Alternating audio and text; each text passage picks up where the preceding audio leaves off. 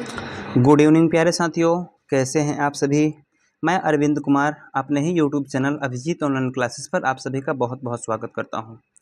प्यारे बच्चों, गोधुली class 10th के लिए जो हिंदी वाला बुक है, वो ये बुक से सभी लोग परिचित हो चुके होंगे। उस बुक में जो है हम लोग नाखून क्यों बढ़ते हैं यहाँ तक पढ़ते हुए आ चुके हैं बच्चों, ठीक है। और नाखून क्यों बढ़ते हैं, इस चैप्टर से मैंने पिछला सारा ऑब्जेक्टिव सब्जेक्टिव जो है ऑल चैप्टर को समाप्त कर दिया है, ठीक है। यानी नाखून क्यों बढ़ते हैं इसका भी मैंने सबसे पहले स्टोरी बता दिया है, ठीक है ना। स्टोरी बता दिया है, उसके बाद प्यारे बच्चों मैंने सब्जेक्टिव बता दिया है, ठीक है। और जस्ट उसके बाद मैं इसका ऑब्जेक्टिव लेकर के आया हूँ। इसमें इन तीनों जो है ना वीडियो में सबसे बेस्ट वीडियो ये आपको ऑब्जेक्टिव वाला होने वाला है, ठीक है ना। तो प्यारे बच्चों सभी लोग तैयार हो चुके होंगे, तो चलिए हम क्लास को स्टार्ट करते हैं। यानी कि देखते हैं बच्चों की सबसे पहला नंबर सवाल क्या है, ठीक है। आइए चलिए बच्चों, नाखून क्यों बढ़ते हैं, चैप्टर का नाम क्या है बच्चों, नाखून क्यों बढ़ते हैं। इसको किसने लिखा था, हजारी प्रसाद द्विवेदी जी लिखे थे, ठीक है। और इसका ऑब्जेक्टिव क्वेश्चन हम लोग आज करेंगे जो कि हिंदी का होने वाला है और 2026 में ये बहुत ही महत्वपूर्ण क्वेश्चंस हैं, ठीक है। तो आइए बच्चों आगे बढ़ते हैं। पहला नंबर सवाल कह रहा है बच्चों नाखून क्यों बढ़ते हैं के निबंधकार कौन है। अभी जस्ट बताएं आपको, आचार्य हजारी प्रसाद द्विवेदी जी हैं, है ना। हजारी प्रसाद द्विवेदी जी हैं, ठीक है। उसके बाद दूसरा नंबर बच्चों सवाल को देखेंगे हम लोग। दूसरा नंबर सवाल में कह रहा है कि द्विवेदी जी ने निर्लज अपराधी किसे कहा है। तो डाकू को भी नहीं कहा है, बदमाश को भी नहीं और चोर को भी नहीं। नाखून को बार बार काटते हैं, निर्लज जैसे फिर बढ़ते रहता है, ठीक है ना। इसलिए द्विवेदी जी निर्लज किसको बोले हैं, तो नाखून को निर्लज अपराधी बोले हैं, ठीक है। चलिए बच्चों उसके बाद हम लोग देखते हैं यहाँ पर। उसके बाद तीसरा नंबर सवाल कह रहा है कि काम सूत्र किसकी रचना है। तो प्यारे बाबू मेरे, काम सूत्र जो है यहाँ पर अगर देखा जाए तो वात्स्यायन की रचना है। किसकी जी, वात्स्यायन की रचना है। काम सूत्र जो है वात्स्यायन की रचना है, यानी कि ऑप्शन नंबर सी आपका यहाँ पे करेक्ट आंसर हो जाएगा, वात्स्यायन की रचना है, ठीक है ना। चलिए नेक्स्ट चौथा नंबर सवाल देखेंगे बच्चे मेरे। कह रहे कि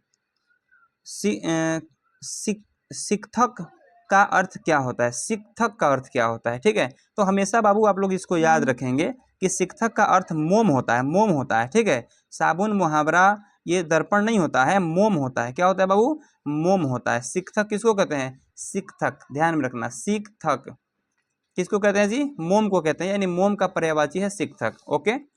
चलिए पांचवा नंबर सवाल देखें बच्चों। पांचवा देखिए, थोड़ा सा मैं फास्ट बोल रहा हूँ ना, क्योंकि समय बहुत ही बच्चों चंडाल है, समय को आप लोग बचाइए प्लीज़, ठीक है।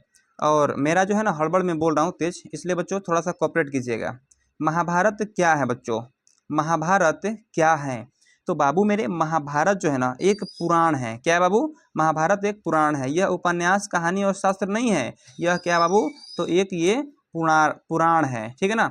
महाभारत क्या है, तो पुराण है, ठीक है, याद रखिएगा, महाभारत पुराण है।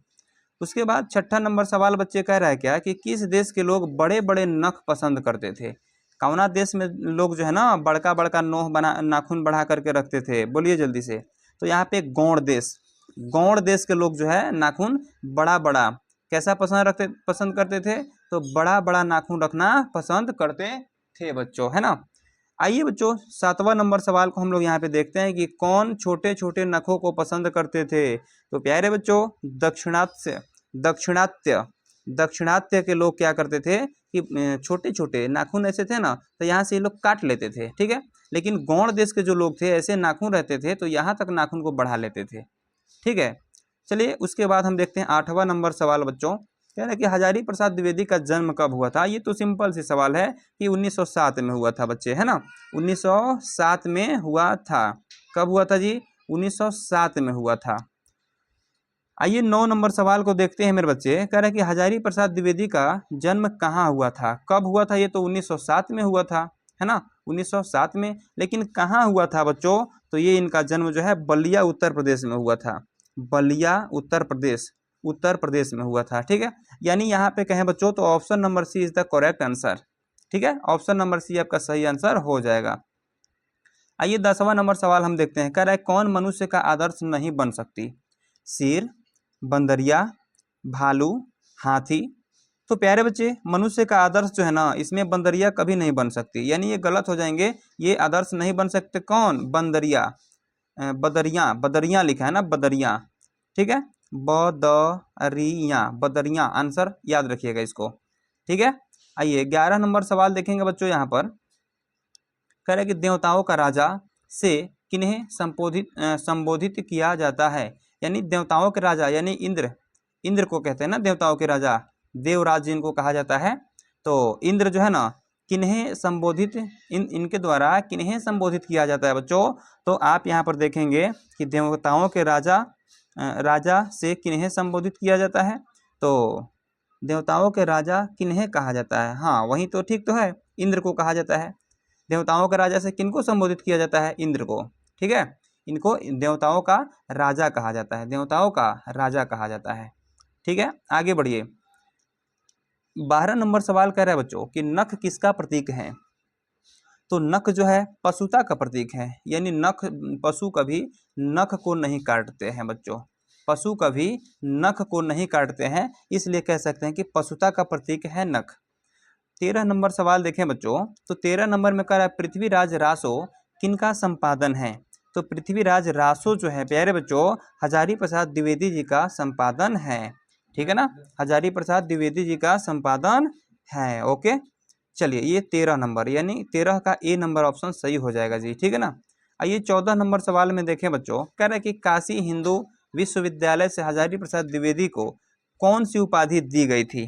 तो प्यारे बच्चों इनको जो है ज्योतिषाचार्य, ज्योतिषाचार्य यहाँ ऑप्शन नंबर डी में दिया है, ऑप्शन नंबर डी आपका सही आंसर हो जाएगा, ज्योतिषाचार्य, ज्योतिषाचार्य यानी ज्योतिष का आचार्य। ऑप्शन इसको तोड़िएगा ना, तो ज्योतिष का आचार्य बने थे ये, ठीक है, ऑप्शन नंबर डी आपका सही होगा, ठीक है। आइए आगे बढ़ते हैं, 15 नंबर को देखें बच्चों। 15 नंबर में कह रहा है कि हजारी प्रसाद द्विवेदी कब पद्म भूषण की उपाधि से सम्मानित किया गया। इनकी उपाधि से सम्मानित, यानी हजारी प्रसाद द्विवेदी कब पद्म भूषण की उपाधि से सम्मानित किया गया। तो प्यारे बच्चों 1957 ईस्वी में, है ना, 1957 ईस्वी में जो है ये पद्म भूषण की उपाधि से सम्मानित किए गए थे, ठीक है। आइए 16 नंबर सवाल देखते हैं बच्चे। कह रहे अशोक के फूल की रचना, अशोक के फूल की रचना किसने किया था। तो प्यारे बच्चों हजारी प्रसाद द्विवेदी जी ने किए थे, ठीक है, option number C is the correct answer. आगे आइए बढ़ते हैं, अगला सवाल है हजारी प्रसाद द्विवेदी की मृत्यु कहाँ हुई थी, कब और कहाँ हुई थी, है ना। तो देखिए मैंने सब्जेक्टिव में इसको बता दिया है बच्चों कि जब ये लेखक नहीं थे, जन्म कहाँ लिए थे, बलिया उत्तर प्रदेश में ना, लेकिन ये जब लिखने लगे ना तो ये दिल्ली में रहने लगे थे। कहाँ रह रहे थे, दिल्ली में रह रहे थे, जिसके कारण दिल्ली में इनका क्या हुआ था, निधन हुआ था, यानी मृत्यु हुई थी, यानी 1979 दिल्ली में। ए नंबर ऑप्शन सही हो जाएगा, ठीक है। आइए 18 नंबर सवाल देखते हैं बच्चे। कह रहा है कि नाखून का इतिहास किस पुस्तक में मिलता है। तो नाखून का इतिहास जो है प्यारे बच्चों कामसूत्र में मिलता है। कहाँ मिलता है भाई मेरे, कामसूत्र, यानी कि option number A is the correct answer, ठीक है। आइए उसके बाद देखते हैं 19 नंबर सवाल। कह रहा है हजारी प्रसाद द्विवेदी ने डी लिट की उपाधि किस विश्वविद्यालय से बच्चों ये तो बहुत ही तगड़ा सवाल है, और ये सवाल आपके एग्जाम के लिए भी आई है, भी आई है बच्चों, भी आई है, ठीक है, ये भी आई सवाल है आपके लिए। कह रहा है कि इनको डी लिट की उपाधि किस विद्यालय से मिली थी बच्चों। तो ये जो है ना आपको हो जाएगा लखनऊ विश्वविद्यालय से। लखनऊ कहाँ गया जी, लखनऊ, सॉरी ये गलत है, ये तीनों गलत हो जाएंगे, ये लखनऊ विश्वविद्यालय से हो जाएगा, ठीक है ना।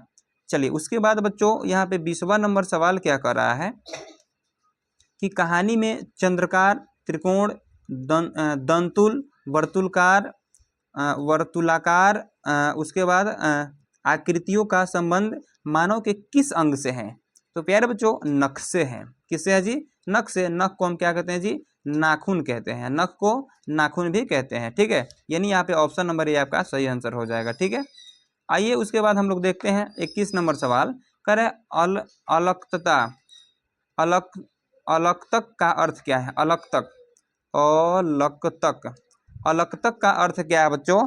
तो यहाँ पे अलक्तक का अर्थ आपको हो जाएगा यहाँ पर आलता, आलता हो जाएगा, आलता, ठीक है ना, जिससे नख को क्या किया जाता है, ऐसे ऐसे ऐसे, मान लीजिए कि ये क्या है बाबू, ये क्या है, मान लीजिए कि यह है आपका नख, ठीक है, और मैंने लाल ऐसे क्या आलता को उठा लिया, ऐसे ऐसे ऐसे ऐसे क्या किया कि आपके नख को मैंने रंग दिया, ठीक है, तो इसको कहते हैं क्या, आलता, आलता।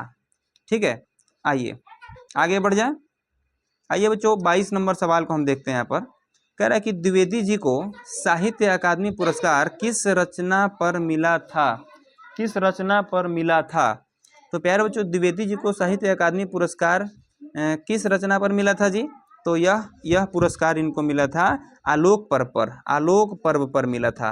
मैंने स्टोरी में सभी समझा दिया है बच्चे, जाकर के आप स्टोरी को देख लीजिए एक बार, ठीक है ना।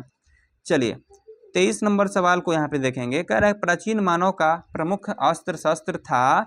तो प्यारे बच्चों अस्त्र और शस्त्र दोनों क्या था? प्राचीन मानव यानी पुराने समय में लोगों को कोई बोलता था ना तो दांते से काट लेता था, नाखूने से क्या करते थे कि बकोट लेते थे उन लोगों को। ठीक है, तो यहाँ पे 23 नंबर का आंसर आपको हो जाएगा नाखून, और 2 नंबर में देखें तो दांत हो जाएगा, नाखून के बाद दांत हो जाएगा। ठीक है, यानी कि यहाँ पे असली आंसर आपका बी ही होगा।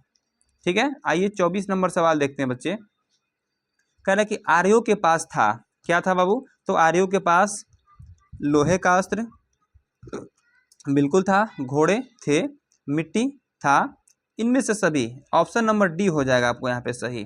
ठीक है, ऑप्शन नंबर डी जो है आपका करेक्ट आंसर हो जाएगा। ठीक है ना। आइए 25 नंबर सवाल को हम देखते हैं यहाँ पर कि सब पुराने अच्छे नहीं होते और सब नए खराब नहीं होते, ऐसा किसने कहा था बच्चों? ऐसा किसने कहा था? तो ऐसा जो है आपको कालिदास बोले थे। क्या, कौन बोले थे? कालिदास बोले थे कि सब पुराने अच्छे नहीं होते और सब नए खराब नहीं होते, ऐसा कालिदास। ऑप्शन नंबर डी आपका सही आंसर यहाँ पर हो जाएगा। ठीक है, चलिए 26 नंबर सवाल को यहाँ पे देखेंगे। कह रहा कि नखधर मनुष्य आज किस पर भरोसा कर रहा है? यानी पहले से जो लोग नाखून पे भरोसा करते थे मार धाड़ करने के लिए, वे लोग आज किस पर भरोसा कर रहे हैं? तो लाठी उठी से सबसे ज़्यादा भयानक एटॉम बम पर भरोसा कर रहे हैं। ठीक है ना। एक देश से देखिए ना दूसरे देश से जब लड़ाई उड़ाई होता है ना, इसे जब लड़ाई उड़ाई होता है तो क्या एटॉम बम पर ये लोग भरोसा कर रहे हैं। ठीक है, आइए 27 नंबर सवाल को देखें। मनुष्य की मनुष्यता यही है कि वह सबके दुख सुख को सहानुभूति के साथ देखता है। यह तथ्य किसका है बच्चों? तो यह तथ्य जो है प्यारे बच्चों गौतम बुद्ध जी का है। ये मत लगा देना आप लोग कि ये भी हजारी प्रसाद द्विवेदी जी का ही है, ये गलत हो जाएंगे। ठीक है, इसलिए ऑप्शन नंबर बी यहाँ पे करेक्ट आंसर है। ठीक है, आइए 28 नंबर सवाल देखते हैं कि नाखून क्यों बढ़ते हैं कि निबंधकार कौन है बच्चे? तो इसके निबंधकार तो जस्ट हमने बताया कि हजारी प्रसाद द्विवेदी जी है। चलिए आगे बढ़ते हैं। 29 नंबर सवाल में है बच्चों कि आचार्य हजारी प्रसाद द्विवेदी ने साहित्य की किस विद्या में लेखन नहीं है?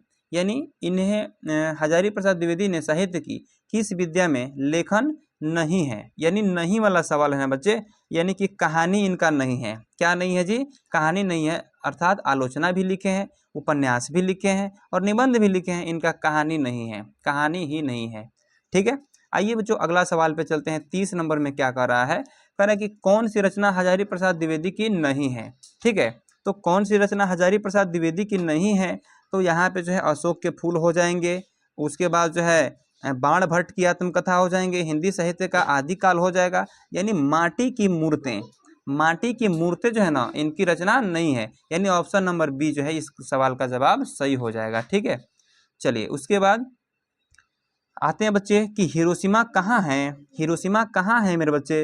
हिरोशिमा पर बम गिराए गए थे क्या अमेरिका के द्वारा? ये एसएसटी में भी हम लोग पढ़ने के लिए देखते हैं, एसएसटी में भी हम लोग ये पढ़ते हैं। लेकिन यहाँ पे पूछ रहा है इसमें सवाल हिंदी में कि हिरोशिमा कहाँ है? तो प्यारे बच्चों जापान में है, क्योंकि अमेरिका कहाँ बम गिराया था? परमाणु बम तो हिरोशिमा पर गिराया था, और हिरोशिमा कहाँ है? तो जापान में है। क्लियर है? एसएसटी का भी आपका सवाल क्लियर हो गया। ठीक है, चलिए यहाँ पे बढ़ते हैं बच्चों। 32 नंबर का रहा है कि कौन छोटे नखों को पसंद करते थे? बच्चों ये सवाल रिपीट किया गया है। क्या किया गया है जी? रिपीट किया गया है। ये दाक्षिणात्य वाले लोग, ठीक है, दाक्षिणात्य वाले लोग ये छोटे छोटे नाखून रखना पसंद करते थे जी। ठीक है, आइए अगला सवाल हम लोग यहाँ पे देखते हैं। नाखून क्यों बढ़ते हैं किस प्रकार का निबंध है? तो ये ललित निबंध है। क्या है बाबू? ये ललित निबंध है। Option number A is the correct answer. ठीक है, आइए उसके बाद देखते हैं यहाँ पर 34 नंबर सवाल। दधीची मुनि की हड्डी से क्या बना था? तो दधीची मुनि का हड्डी जो था ना, जब वो जब मर गए ना तो उनका हड्डी इस प्रकार से हो गया था। ठीक है, इस प्रकार से हो गया। उनके बाती का हड्डी जो है ना, ये रीढ़ का हड्डी जो होता है इस प्रकार से हो गया, और इसी को पकड़ करके इंद्र भगवान क्या किए कि अपना हथियार बना लिए। ठीक है, इसलिए दधीची मुनि की हड्डी से इंद्र भगवान का वज्र बनाया गया था। तो यहाँ पे इंद्र भगवान का वज्र हो जाएगा, यानी option number C is the correct answer. ठीक है, आइए आगे बढ़ते हैं मेरे बच्चे। हम यहाँ पे देखेंगे 35 नंबर सवाल। तो यहाँ पे कह रहा है कि लेखक के अनुसार मनुष्य के नाखून किसके जीवंत प्रतीक है? किसके जीवंत प्रतीक है? तो मेरे बच्चे ये पार्श्ववृत्ति के जीवंत प्रतीक है, यानी पुरानी बातों को हम लोग भुलाना चाह रहे हैं। ठीक है ना, तो यहाँ पे हम लोग देख लेंगे कि पार्श्वी वृत्ति के, ठीक है, किसका प्रतीक है? तो पार्श्वी वृत्ति के। ठीक है, आगे बढ़िए। 36 नंबर सवाल देखेंगे बच्चे। कह रहा है कि सहजात वृत्तियां किसे कहते हैं? तो मेरे प्यारे लल्ला, सहजात वृत्ति जो है ना, हम कहते हैं अनजान स्मृतियों को, अनजान स्मृतियों को। ये गलत है, ये गलत है, ये गलत है, ये करेक्ट है। ठीक है, ऑप्शन नंबर बी आपका सही आंसर हो जाएगा। ठीक है ना, तो ये पूरी हो गया बच्चों, नाखून क्यों बढ़ते हैं उसका संपूर्ण ऑब्जेक्टिव। ठीक है, और मैं ये ऑब्जेक्टिव बहुत ही इंपॉर्टेंट ऑब्जेक्टिव के रूप में चुना है, जो हमेशा एग्जाम में पूछे जाते आ रहे हैं आज तक, और आगे भी ये सारे ऑब्जेक्टिव पूछे जाने की चांसेस 100% है बच्चों। ठीक है, तो इसलिए चलिए फिर हम बढ़ेंगे बच्चों। ये गोधुली का जो गद्य खंड है, इसके 5वां नंबर चैप्टर पे हम क्या करेंगे बच्चों? तो अब हम लोग 5वां नंबर पे करेंगे फोकस। ठीक है, तो चलिए आज के लिए इतना ही। तब तक के लिए मेरे सभी प्यारे बच्चों को टाटा, गुड बाय।